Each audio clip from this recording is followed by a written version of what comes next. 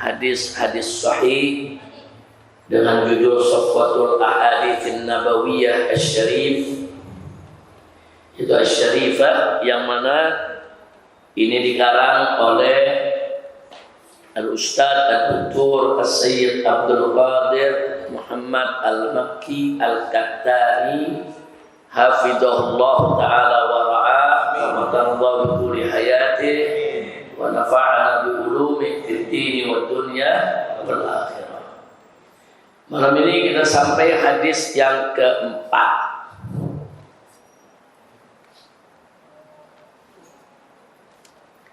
Hadis yang keempat ini adalah sebuah hadis yang bersumber dari sahabat Nabi tercinta, yaitu Abu Dzar Al-Ghifari radhiyallahu anhu,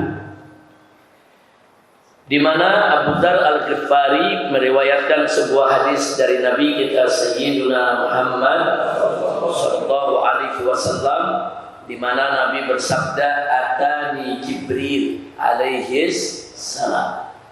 Atani Jibril, kata Nabi, telah datang kepadaku malaikat Jibril alaihi salam. Faqala, dan Jibril berkata, kata Nabi, "Basyir ummataka, berikan kabar gembira kepada umatmu wahai Nabi, annahu man mata, bahwa sesungguhnya barang siapa yang meninggal dunia, la yusyriku billahi syai'a, dan dia tidak mempersekutukan Allah dengan suatu apapun, dakhalal jannah, niscaya pasti masuk surga." Ini menarik. Jadi Nabi alaihi salatu wassalam diberi kabar oleh malaikat Jibril untuk menyampaikan kabar gembira kepada umatnya bahwa siapa saja dari umat Nabi yang meninggal dunia tanpa mempersekutukan Allah, artinya dia tidak membawa dosa syirik, dosa kufur kepada Allah, maka di sini dikatakan dakhalal jannah, niscaya pasti masuk surga. Nah, yang menariknya apa kata Nabi? Qultu, maka aku berkata kepada Jibril, aku bertanya kepada Jibril, apa kata Nabi? Ya Jibril, wa in sarqa wa in zana. Wahai Jibril, apakah itu juga termasuk kalau dia mencuri dan dia berzina? Maksudnya Nabi, kalau yang mencuri dan berzina bagaimana? Masuk surga juga enggak? Akhirnya kata malaikat Jibril, "Na'am." Iya. Mereka juga semua akan masuk surga. Ditanya lagi oleh Nabi, "Qultu," kata Nabi, "wa in saraq wa in zana." Walaupun dia mencuri dan walaupun dia berzina. Jibril menjawab, "Na'am." Iya. Iya. Pokoknya umatmu selama dia tidak musyrik, apapun dosa yang dia lakukan, dia akan masuk surga. Sekali lagi Nabi tanya, sampai 3 kali kepada Jibril, "Wa in saraq wa in zana." Walaupun dia mencuri, walaupun dia berzina. Dijawab oleh malaikat Jibril, "Na'am wa in saribal khamr." Ditanya malaikat Jibril, "Iya, sekalipun dia minum khamr." Mencuri itu dosa besar. Zina itu dosa besar. Minum khamr itu juga dosa besar. Saudara, makanya Nabi pertanyakan. Jadi malaikat Jibril ngasih tahu Nabi, "Basyir ummatak, kasih kabar gembira kepada kau punya umat. Ini rahmat anugerah dari Allah. Pokoknya umatmu selama dia tidak mempersekutukan Allah, mereka masuk surga." Nabi nanya, walaupun dia berzina, dia mencuri, iya. Sampai 3 kali Nabi nanya. Walaupun dia mencuri, walaupun dia berzina, iya, kata malaikat Jibril. Bahkan malaikat Jibril nambahin, "Wa in saribal khamra." Walaupun dia nenggak minuman keras. Nah, tentu hadis seperti ini jangan disalahpahami. Jangan nanti dianggap, oh minum nggak apa-apa, nyolong nggak apa-apa, koruptor paling demen dibacain begini. Aduh, korupsi nggak apa-apa tuh, tetap masuk surga. Nah, salah pemahaman seperti itu. Di sini yang diulangi sampai 3 kali oleh Nabi, ini dosa besar. Saking besarnya makanya Nabi nanya.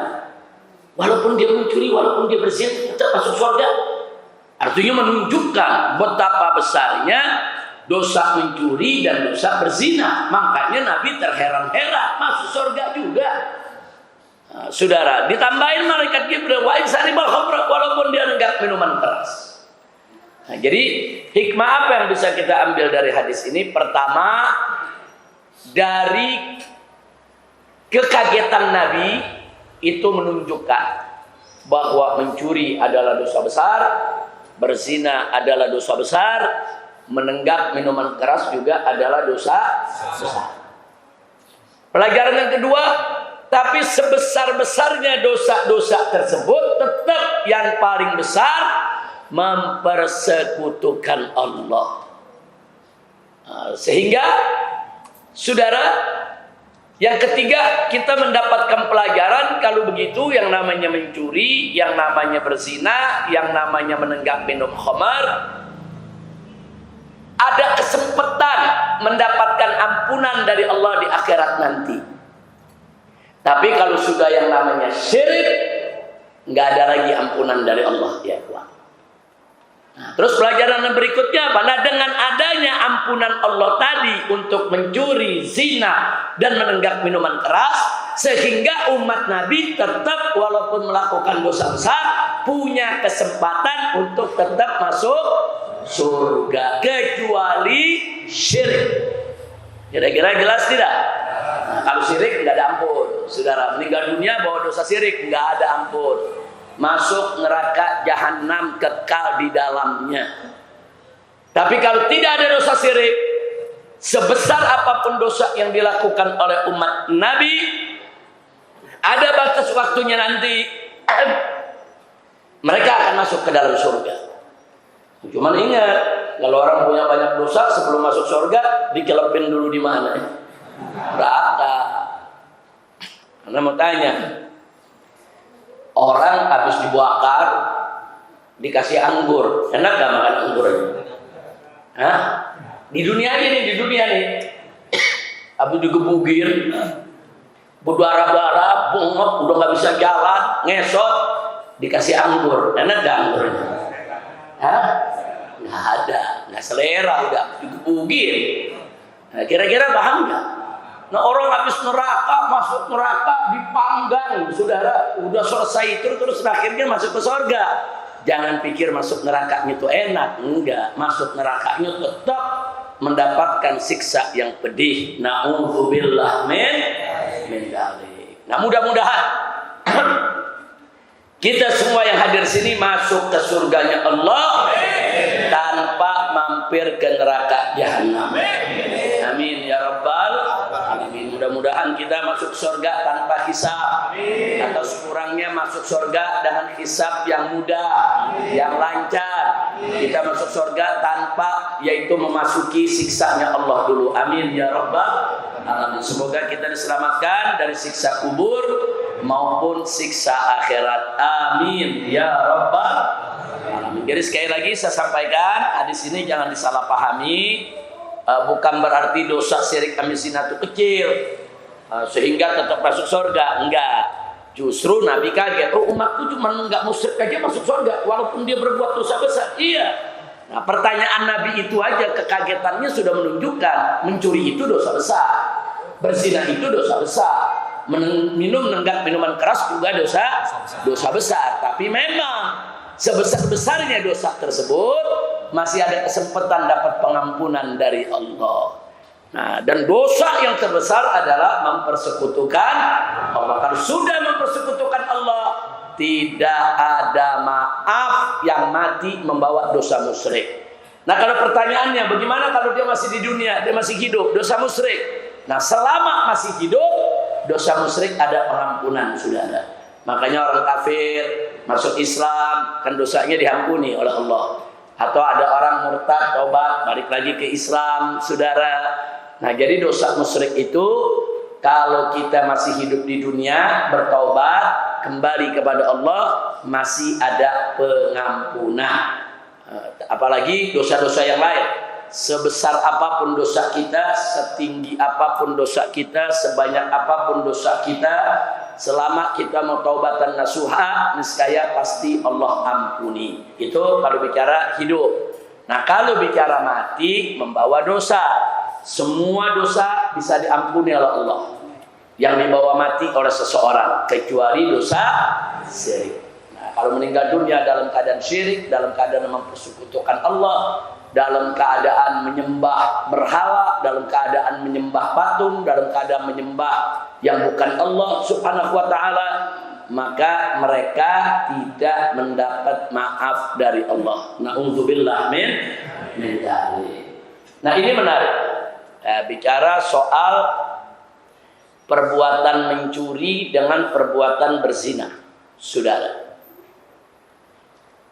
Ada satu hadis yang kita dapatkan diriwayatkan oleh Imam Bukhari dan Imam Muslim radhiyallahu taala anhuma, di mana Nabi pernah bersabda, la yasriqus sariq hina yasriq wa huwa mu'min. Kata Nabi, tidaklah seorang mencuri itu mencuri ketika dia mencuri dia mukmin, enggak. Jadi seseorang muslim kalau dia mencuri, saat dia mencuri dia bukan mukmin. Perhatikan sekali lagi, dia bukan mukmin. Bahkan di hadis yang lain, saudara, tidaklah berzina seorang penzina itu saat dia berzina dia mukmin, enggak. Dia bukan mukmin saat dia melakukan pencurian, saat dia melakukan perzinahan. Jadi intinya saat dia melakukan dosa besar, dia bukan mukmin. Nah, ini menarik untuk kita kaji. Karena bicara soal iman ini, kita tahu ada iman yang kuat, ada iman yang lemah, ada iman yang terlemah. Nah, iman yang kuat itu sebagaimana Nabi pernah sabdakan dalam satu hadis, al-mu'minul qawi khairun wa ahabbu ilallah minal mu'minid dhaif. Wa fi kullin khairun. Nah, ini menarik. Kata Nabi alaihi salatu wassalam, al-mu'minul qawi, orang mukmin yang kuat, khairun, lebih baik. Wa ahabbu ilallah, dan lebih disukai di sisi Allah. Allah lebih suka sama dia daripada siapa? Minal mu'minid dhaif, daripada orang mukmin yang dhaif. Yang menarik akhir hadis, Nabi mengatakan wa fi kullin khairun, dan masing-masing baik mukmin yang qawi maupun mukmin yang dhaif, fi kullin khairun, dua-duanya ada kebaikan. Ini menarik, kok mukmin dhaif dibilang ada kebaikan juga. Jadi mukmin dhaif bagus, mukmin qawi lebih bagus. Mukmin dhaif baik, mukmin yang qawi lebih baik. Nah, maka itu di sini kita lihat ini disebut mukmin, saudara. Jadi seperti apa yang dimaksud dalam hadis ini, saudara? Orang mukmin yang qawi, yang dimaksud kuat di sini kuat ibadahnya, kuat imannya, kuat takwanya, kuat ta'abbudnya, kuat takarrubnya, termasuk kuat yaitu ilmunya, fisiknya, mentalnya. Maka mukmin yang seperti itu jauh lebih baik daripada mukmin yang dhaif. Nah, tapi kalau bicara mukmin yang dhaif, selama dia punya iman, selama dia sebagai mukmin walaupun dhaif, lemah ilmunya, lemah ketakwaannya, lemah fisiknya, lemah mentalnya, tapi selama dia mukmin dia baik. Nggak ada mukmin yang nggak baik, selama dia mukmin dia baik. Makanya di hadis ini dikatakan fi kullin khairun, masing-masing mukmin yang qawi maupun mukmin yang dhaif, dua-duanya bagus. Nah, jadi jangan juga nanti gara-gara hadis ini kita lihat ada mukmin yang tegak, yang jihad, yang semangat, wah ini mukmin bagus, ini kuat. Tapi begitu kita lihat mukmin yang lemah, nggak bisa melakukan jihad, mungkin tenaganya lemah, kesakitan, terus kita remehkan, nah ini mukmin dhaif ini. Nah, terus kita merendahkan. Enggak, Nabi enggak merendahkan. Nabi mengatakan fi kullin khair. Dua-duanya bagus. Kenapa dua-duanya bagus? Karena dua-duanya mukmin. Kalau sudah disebut mukmin berarti pasti bagus. Nah, soal derajat yang ini kuat, yang ini lemah itu cuma soal-soal lain. Tapi persoalannya dua-duanya mukmin, dua-duanya punya iman, berarti dua-duanya bagus. Hanya saja yang kuat lebih bagus. Nah, kemudian kita pindah ke hadis yang lain. Ada satu hadis yang populer dalam amar ma'ruf nahi munkar. Nabi mengatakan man ra'a minkum munkara falyughayyirhu bi yadihi fa illam yastati fa bi lisani wa illam yastati fa bi qalbi wa dzalika ad'aful iman. Nah, ini menarik. Barang siapa di antara kamu orang-orang beriman melihat satu kemunkaran, maka rubahlah dengan tangannya. Kalau enggak mampu dengan lisannya, kalau enggak mampu dengan hatinya. Nah, begitu dia amar ma'ruf nahi munkar dengan hatinya, Nabi mengatakan wa dzalika ad'aful iman. Itulah selemah-lemahnya iman. Nah, jadi iman, saudara, coba kita lihat. Ada orang menentang kemunkaran hanya dengan hati. Itu iman yang lemah. Nah, saya mau tanya, kalau yang menentang kemunkaran dengan hati, imannya lemah. Nah, kalau yang melakukan kemunkarannya, bagaimana ya, ikhwan? Ini orang nggak melakukan kemunkaran, cuman dia nggak mampu nahi munkar dengan tangan, nggak mampu nahi munkar dengan lisan, mampunya mengingkari dengan hati. Ada orang maksiat, ya Allah, saya nggak tipe dengan maksiat tadi.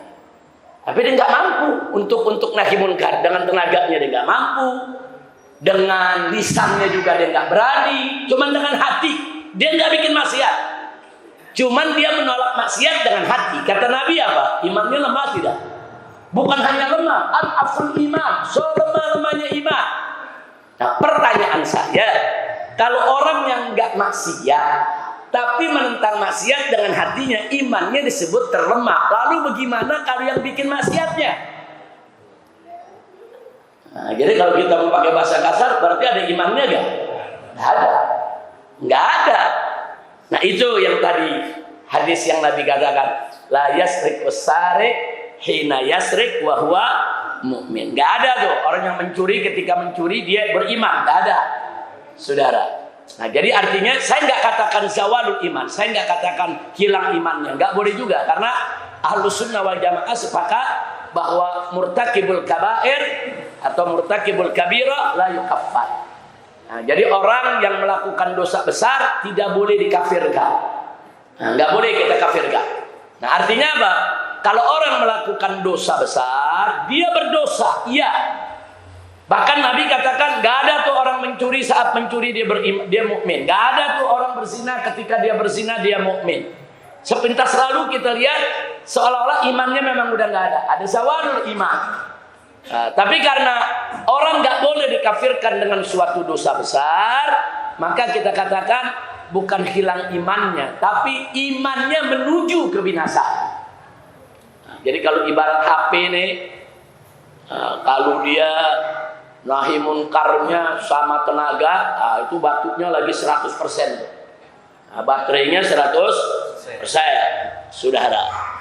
Nah, begitu hanya dengan lisan, batuknya 50%, masih kuat dia. Nah, begitu dengan hati, batuknya cuma 10%. 10% masih kuat gak? Masih. Tapi begitu dia maksiat, batuknya 0,5%. Berarti tinggal apa itu? Tinggal hilang. Ada, batuknya ada, imannya ada, belum hilang, ada. Tapi sangat tipis, sangat darurat. Itu yang kita sebut darurat keimanan. Nah, jadi kalau orang melakukan maksiat, berarti dia sedang mengalami darurat keimanan, khususnya maksiat dalam konteks dosa besar. Siapapun yang melakukan dosa besar, berarti dia sedang mengalami darurat keimanan. Kalau ibarat HP, itu persentasenya tinggal kurang 1%. Nah, kalau dia nggak buru-buru taubat, nggak buru-buru memperbaiki diri, hati-hati, imannya bisa hilang. Hati-hati, bisa mengantarkan kepada zawalul iman. Pantas kalau Nabi mengatakan la yasrik wasarik hina yasrik wa huwa mu'min. Gak ada orang mukmin tuh begitu dia saat seorang pencuri, saat dia mencuri, dia bukan mukmin ya ikhwan. Nah, maksudnya itu tadi, karena imannya ada dalam keadaan darurat. Na'udzubillah min dzalik. Nah, baiklah. Kalau kita sudah mengetahui sedemikian rupa, saudara, kembali kepada hadis nomor 4 yang tadi sudah kita bacakan, bahwa hadis ini jangan dijadikan dalil seolah-olah mencuri, zina itu khamar, saudara, aman-aman saja, nggak mencegah kita masuk surga. Jangan. Ini perbuatan dosa ini, saudara, memang tidak mencegah kita masuk surga secara mutlak, tapi dia mencegah kita masuk surga dalam jangka waktu yang cukup lama untuk disiksa dalam neraka. Na'udzubillah min dzalik. Maka itu jangan kita kerjakan. Hadis yang kita bacakan tadi diriwayatkan oleh Imam Ahmad dalam musnadnya, diriwayatkan juga oleh Imam Bukhari dan Muslim, diriwayatkan oleh Imam Tirmizi dalam jami'nya, dan diriwayatkan oleh Ibn Hibban dalam sahihnya. Nah, karena itu sudah kita katakan bahwa hadis-hadis yang termaktub di dalam kitab ini merupakan kumpulan hadis-hadis yang sahih. Alhamdulillah, mudah-mudahan ini manfaat buat kita.